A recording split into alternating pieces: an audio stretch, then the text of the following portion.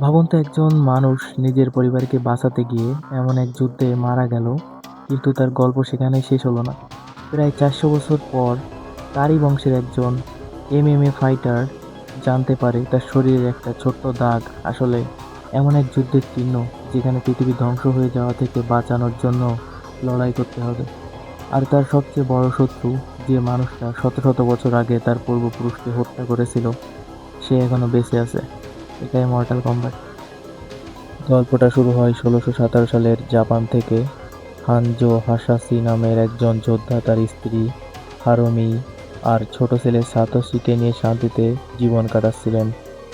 চারপাশে ছিল তার শিরাই রিউ ক্লানের লোকজন, কিন্তু এই শান্তিটা বেশিক্ষণ টিকল না। হানজো যখন বাড়ির বাইরে পানি আনতে যায়, তখন লিন কুই ক্লানের একদল অ্যাসাসিন তাদের উপর হামলা করে। আর এই দলের নেতা ছিল বিহান। হানজো যখন ফিরে আসে, তখন দেখে তার চারপাশের সবাই মারা গেছে। কিন্তু সবচেয়ে ভয়ঙ্কর দৃশ্যটা তখনও বাকি। তার স্ত্রী হারুমি আর ছেলে সাতোশিকে বিহান নিজের বরফের শক্তি দিয়ে জমিয়ে মেরে ফেলেছে। হানজো আর কিছু ভাবার সুযোগই পেল না। নিজের অস্ত্র হাতে নিয়ে একাই সে লিন কুইয়ের লোকদের উপর ঝাঁপিয়ে পড়ে। একজনের পর একজনকে হারিয়ে অবশেষে সে বিহানের সামনে গিয়ে দাঁড়ায়। দুজনের মধ্যে শুরু হয় ভয়ঙ্কর লড়াই। হানজো প্রচণ্ড চেষ্টা করলেও শেষ পর্যন্ত বিহান তার শরীরে গভীরভাবে অস্ত্র ঢুকিয়ে দেয়। মাটিতে পড়ে যাওয়ার আগে হানজো শুধু একটা কথাই বলে, আমার মুখটা মনে রেখো। ঠিক তখনই সে তার বাড়ির ভেতর থেকে একটা শিশুর কান্না শুনতে পায়। তার ছোট মেয়ে তখনও বেঁচে আছে। হানজো শেষ শক্তি দিয়ে বাড়ির দিকে এগোতে চায়, কিন্তু তার আগেই সে মারা যায়। তারপর তার শরীরে দেখা যায় একটা রহস্যময় ড্রাগন মার্ক। তার শরীর পুড়ে আগুনে অদৃশ্য হয়ে যায়। আর ঠিক তখনই আকাশ থেকে বজ্রপাতের মতো একটা আলো এসে হাজির হয় রাইডেন। রাইডেন সেই শিশুটিকে নিয়ে যায় অন্য এক রিয়ালামে। কিন্তু হানজোয়ের গল্প এখানেই শেষ নয়। তারপর 400 বছর পর দেখানো হয় বর্তমান সময়ে আমরা দেখি কোল ইয়ংকে। কোল একজন এমএমএ ফাইটার, কিন্তু সে খুব একটা সফল না। একটা ফাইট সে বেশ কিছু ভালো আঘাত করেও শেষ পর্যন্ত অপোনেন্টের কাছে হার মেনে নেয়। আর পাশে আছে তার স্ত্রী অ্যালি আর ছোট মেয়ে ইমলি। কোল জানেই না যে তার জীবন খুব শীঘ্রই পুরোপুরি বদলে যেতে চলেছে, কারণ তার বুকেও রয়েছে সেই একই ড্রাগন মার্ক। একদিন জ্যাক্স ব্রিক্স নামের একজন সৈনিক কোলকে দেখে বুঝতে পারে এই মার্ক সাধারণ কোনো বার্থ মার্ক না, এর সঙ্গে একটা পুরনো যুদ্ধের সম্পর্ক আছে। আর এরই মধ্যে কোল অদ্ভুত একটা ভীষণ দেখতে শুরু করে। সে বারবার আগুনের মধ্যে একজন যোদ্ধাকে দেখতে পায়। সে জানে না লোকটা কে, কিন্তু আমরা জানি সে হলো হানজো হাসাসি। এদিকে আউটওয়ার্ল্ডে বিহান এখন আর আগের সেই মানুষটা নেই। সে এখন পরিচিত সাব জিরো নামে। আর সে কাজ করছে শ্যাং ছাং এর জন্য। তাদের লক্ষ্য একটাই, আর্থলিয়াম দখল করা, অর্থাৎ পৃথিবীকে দখল করা। তারা জানে হানজো এর বংশের একজন মানুষ এখনো বেঁচে আছে, আর সেই মানুষটা হলো কোল। তাই সাব জিরো নিজেই তাকে খুঁজতে বের হয়। কোল যখন তার পরিবারকে নিয়ে বাইরে ডিনার করতে যায়, তখন হঠাৎ জুলাই মাসের মাঝেও চারপাশে বরফ পড়তে শুরু করে। কিছু বুঝে ওঠার আগেই পুরো পরিবেশ জমে যেতে থাকে, আর দূর থেকে হেঁটে আসতে থাকে সাব জিরো। কোল তার মেয়েকে নিয়ে পালানোর চেষ্টা করে। ঠিক তখন জ্যাক্স এসে তাদের বাঁচায়, কিন্তু জ্যাক্স নিজে সাব জিরো এর সামনে দাঁড়িয়ে যায়। আর এখানেই বোঝা যায় সাব জিরো কতটা ডেঞ্জারাস। সে জ্যাক্সের অস্ত্র জমিয়ে দেয়, তারপর তার দুই হাতও বরফ দিয়ে ভেঙে ফেলে। জ্যাক্স মাটিতে পড়ে থাকে, আর সাব জিরো চলে যায়। পোল এরপর সোনিয়া বেলেটের কাছে যায়। সোনিয়া তাকে জানায় সে এমন অনেক মানুষের খোঁজ করেছে যাদের শরীরে এই ড্রাগন মার্ক ছিল। এই মার্ক আসলে মর্টাল কম্বাটের সঙ্গে সম্পর্কিত, আর তাদের সঙ্গে আছে কেন একজন প্রচণ্ড স্বার্থপর এবং বিপজ্জনক মার্সেনারি। কিন্তু কথা বলতে না বলতেই তাদের উপর হামলা করে রেপটাইল। রেপটাইল অদৃশ্য হয়ে আক্রমণ করছিল, কিন্তু কেন শেষ পর্যন্ত তাকে ধরে ফেলে এবং মেরে ফেলে। এরপর কানো জানায় সে জানে রাইডেনের টেম্পল কোথায়। তাই কোল, সোনিয়া আর কানো মরুভূমির দিকে রওনা হয়। সেখানে তাদের সঙ্গে দেখা হয় লিউ ক্যাং এর।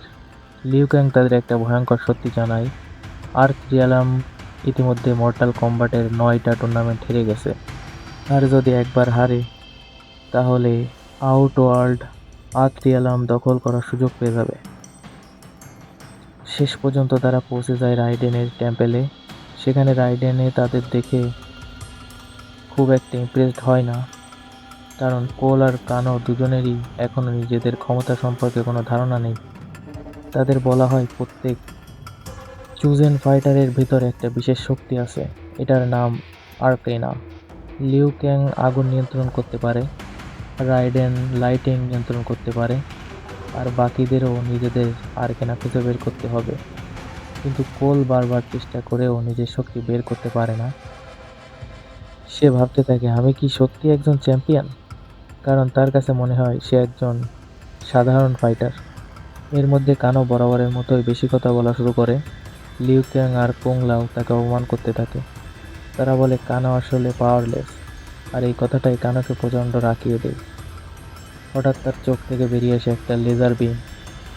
অবশেষে কানো নিজের আর্কেনা খুঁজে পেয়েছে, কিন্তু এই ক্ষমতা পাওয়ার পরও তার স্বভাব বদলায় না, বরং সে আরও অ্যারোগেন্ট হয়ে যায়।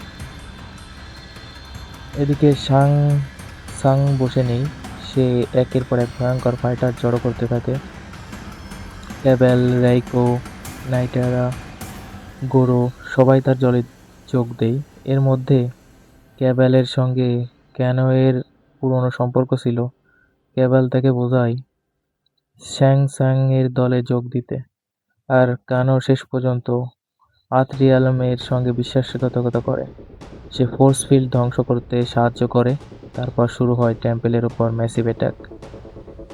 এই যুদ্ধে জ্যাক্স লড়াই করে রাইকোয়ের বিরুদ্ধে, কিন্তু শুরুতে জ্যাক্স একদমই পারছিল না। তার নতুন মেকানিক্যাল আর্মস থাকলেও সে নিজেকে দুর্বল মনে করছিল।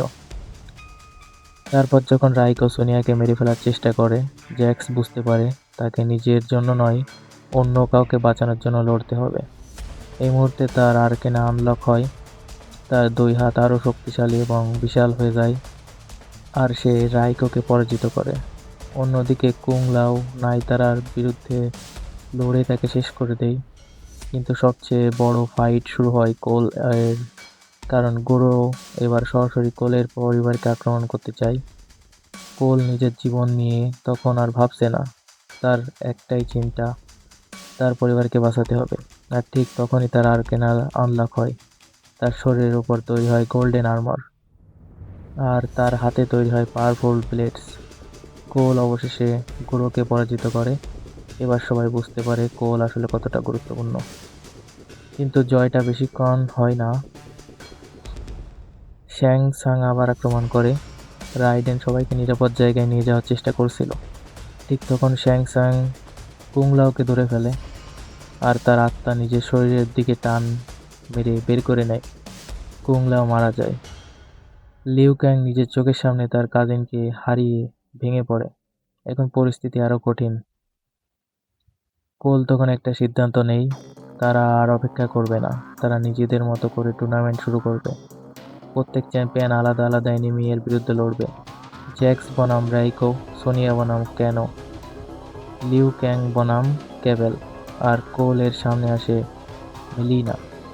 সোনিয়া পরে নিজের আর্কেনা আনলক করে ক্যানোকে পরাজিত করে। তারপর লিউ ক্যাং তার ফায়ার ড্রাগনের মাধ্যমে ক্যাবেলের শেষ করে দেয়। কিন্তু আসল লড়াই তখনও বাকি, কারণ সাব জিরো এবার সরাসরি কোলের পরিবারের কাছাকাছি চলে যায়। সে এলাই আর এমিলিকে বরফের মধ্যে আটকে ফেলে। কোল সাব জিরো এর সামনে দাঁড়ায়, কিন্তু সাব জিরো তার থেকে অনেক বেশি পাওয়ারফুল। কোল বুঝতে পারে এভাবে সে জিততে পারবে না। ঠিক তখন তার রক্ত হানজো এর পুরনো কুনাইয়ের উপর পড়ে, আর যা ঘটে সেটা কেউ কল্পনাও করেনি। আগুনের মধ্যে থেকে ফিরে আসে সেই পুরনো যোদ্ধা হানজো হাসাসি। কিন্তু এবার সে আর হানজো নয়, সে হলো স্করপিয়ন। স্করপিয়ন আর কোল একসঙ্গে সাব জিরো এর বিরুদ্ধে লড়াই শুরু করে। শত শত বছরের পুরনো প্রতিশোধ এবার সামনে এসে দাঁড়ায়। স্করপিয়ন নিজের আগুনের শক্তি দিয়ে সাব-জিরোকে শেষ করে দেয়। তারপর সে কোলের দিকে তাকিয়ে তাকে ধন্যবাদ জানায়, কারণ কোল তাকে সেই নরক থেকে মুক্ত করেছে। স্করপিয়ন চলে যাওয়ার আগে কোলকে একটা কথাই বলে যায়, তার ব্লাড লাইন যেন কখনো শেষ না হয়। সবকিছু শেষ হওয়ার পর রাইডেন জানায় আত্রিয়াল আপাতত জিতে গেছে, কিন্তু সাং সাং পুরোপুরি শেষ হয়নি, সে আবার আসবে। আর তখন আরো শক্তিশালী ফাইটার দরকার হবে। শেষে কোল নিজের পুরনো জিমে ফিরে যায়। সে জানায় সে আর এমএমএ ফাইট করবে না, সে হলিউডে যাবে। প্রমোটার অবাক হয়ে জিজ্ঞেস করে, হলিউডে কি করবে? কোল হেসে বলে, নট হট হু। তারপর ক্যামেরা ঘুরে যায় আর আমরা দেখতে পাই কোল যে মানুষটাকে খুঁজতেছে সে হলো একজন সুপারস্টার ফাইটার, জনি কেজ।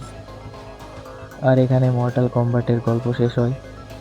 কিন্তু আসল মজা হলো, গল্পটা শেষ হলেও মর্টাল কম্ব্যাট ইউনিভার্স তখনও শুরু হয়েছে মাত্র। তো এই ছিল মর্টাল কম্ব্যাটের পুরো গল্প।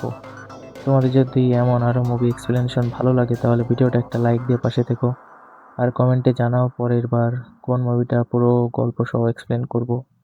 দেখা হবে পরের ভিডিওতে। Bye bye.